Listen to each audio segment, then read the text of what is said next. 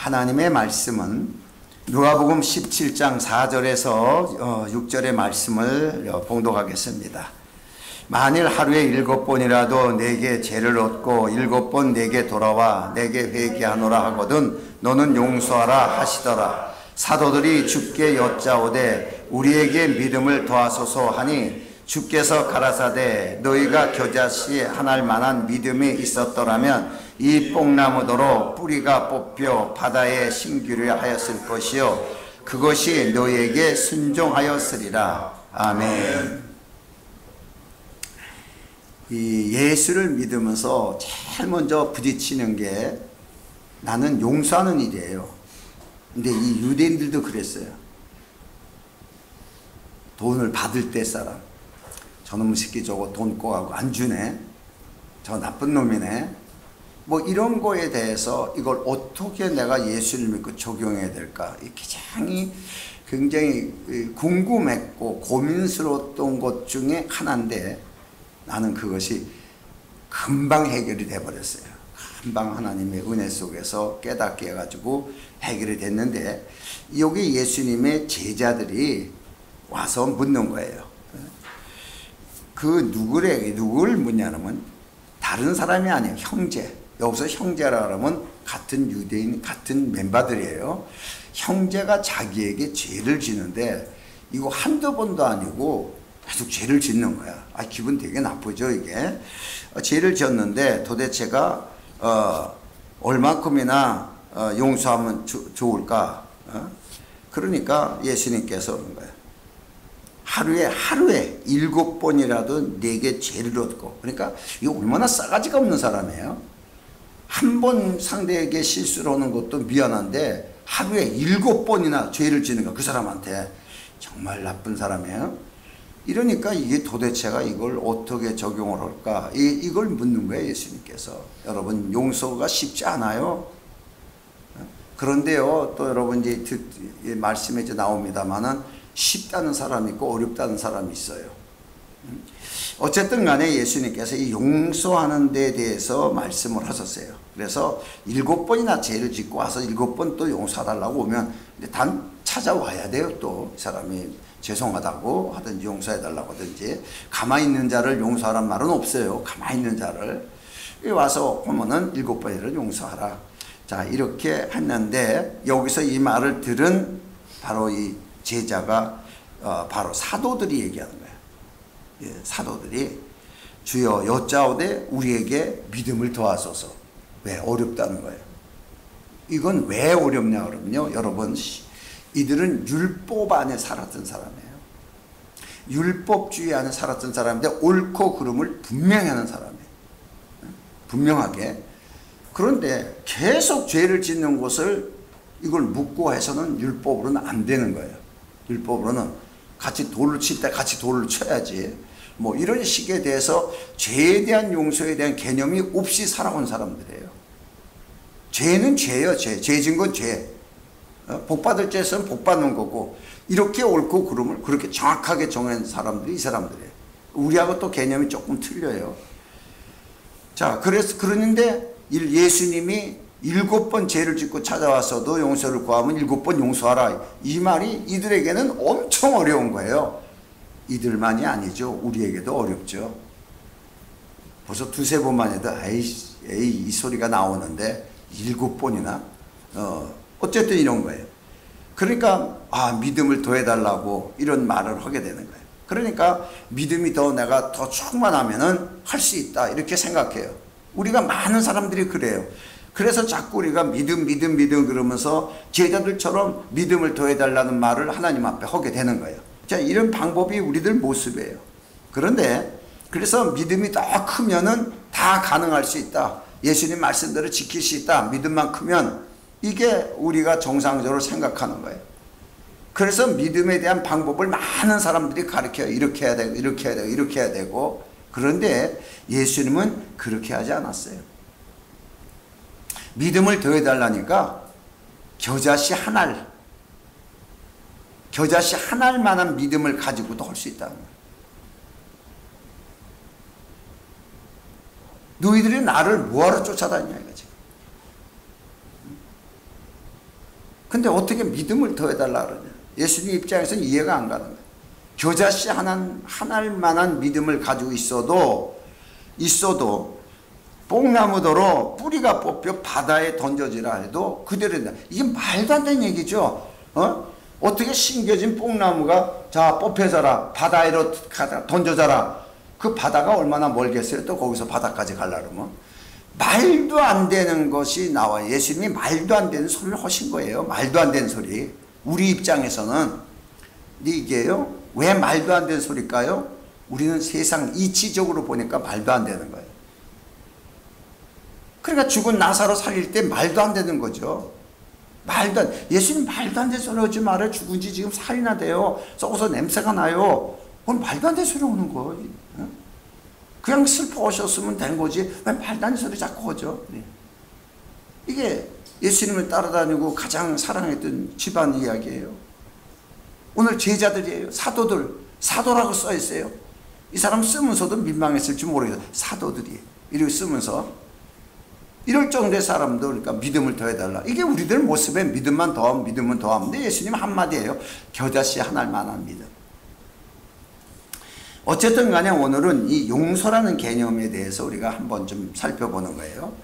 자, 그러면 마태복음 18장 21절의 말씀을 보면은 자, 베드로가 이때 얘기해 또. 그때 베드로가 나와 가로되 주여 형제가 내게 죄를 범하면 몇 번이나 용서해 주리까? 7번까지 하오리까?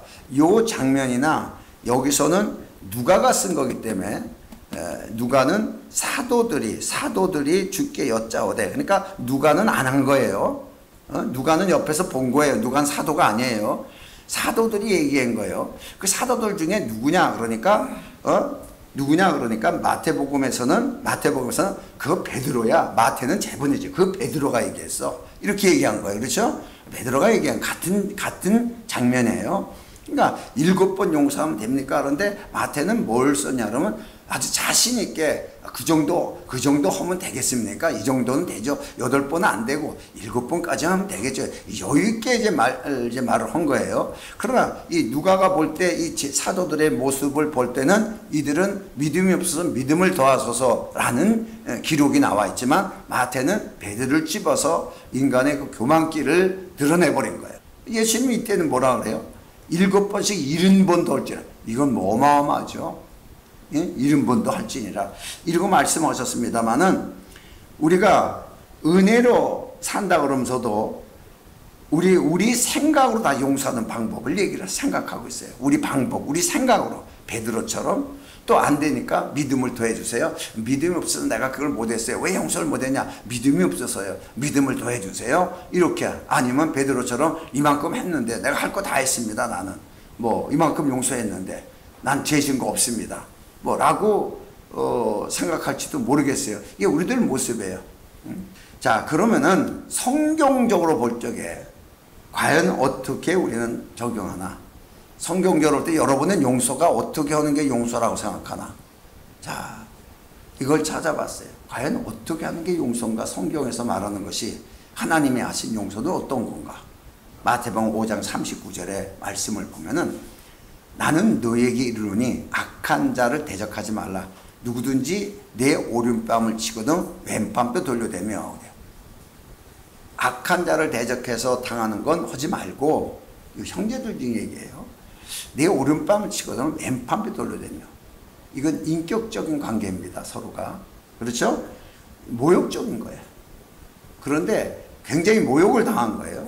나도 이거 놓고서 많이 이제 생각을 해본 거예요. 당한 거예요. 그러면 왼쪽도 돌려대라. 이거 무척 어려운 거예요. 나는 초신자 때도 그렇고 지금도 그렇고 성경 볼 적마다 이 적용 방법은 엄청나게 어렵다.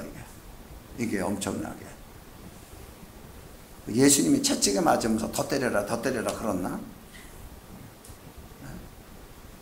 이거요 적용 참 어려워요. 어쨌든 여기에서 인격적인 관계를 말씀하셨어요. 모욕당한 거예요. 두 번째로는 마태복음 5장 40절에 가서는 또 너를 재판하는 겁니다. 돈을 더 갈취하기 위해서 속옷을 가지고자 하는 자에게 겉옷까지 가지게 하며. 이 말은 조금 이해가 가요. 재판하지 말라는 거예요. 재판하지 말라고. 재판 많이 하죠.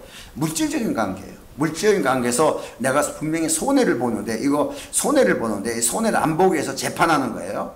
그런데 손해를 보다 재판하지 마라, 이런 뜻이에요.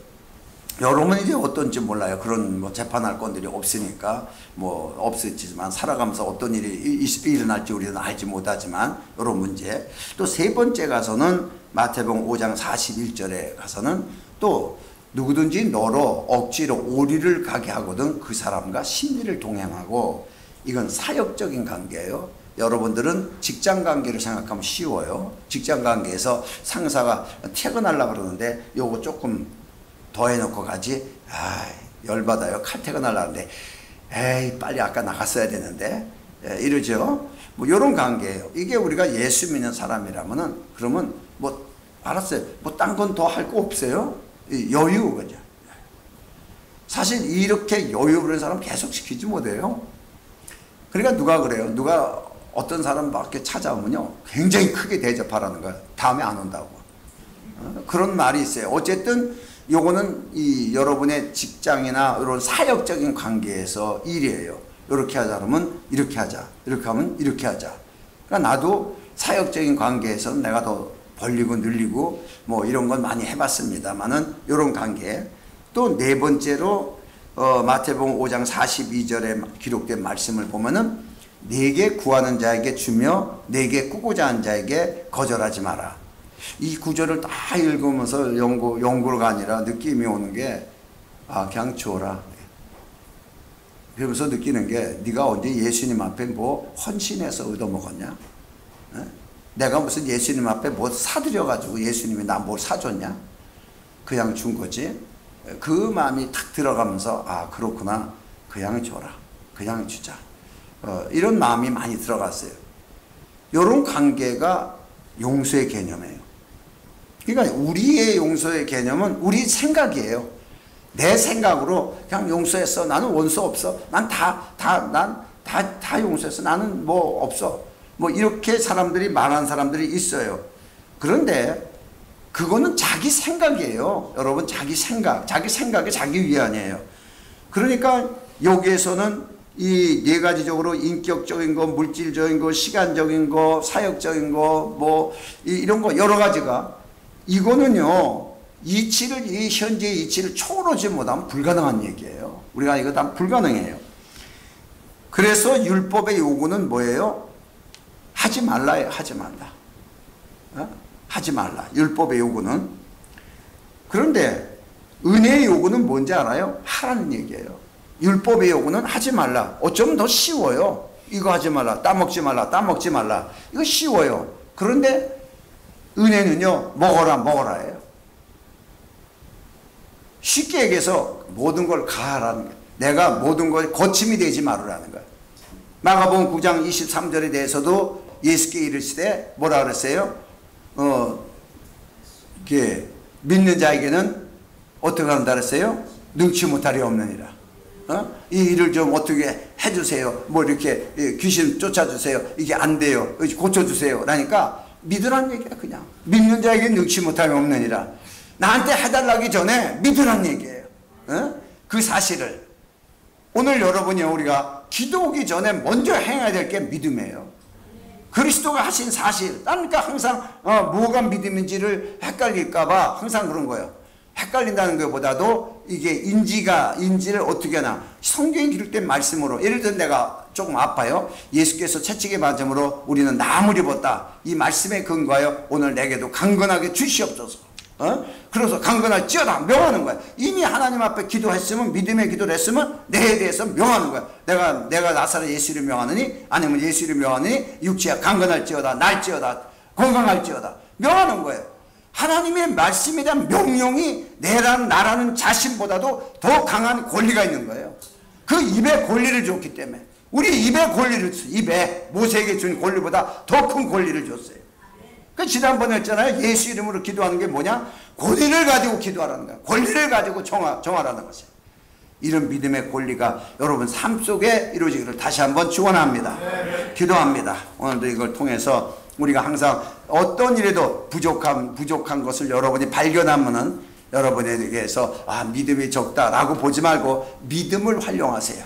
믿음을 적용하면 부족함이 없는 거고, 믿음을 적용하지 못하면 항상 부족한 거예요. 그러니까 자신을 생각하면 부족한 거예요. 나 자신을 생각하면 부족한 거예요. 그러나 예수님을 생각하면 부족함이 없는 거예요. 그러니까 여호와는 나의 목자시니 부족함이 없느니라, 이 말씀이 나온 거. 왜냐? 하나님이 다 하신 것을 본 거예요. 다윗은. 오늘 이 말씀이 우리 가운데 항상 이루어지도록 오늘도 함께 해달라고 통성으로 기도합니다.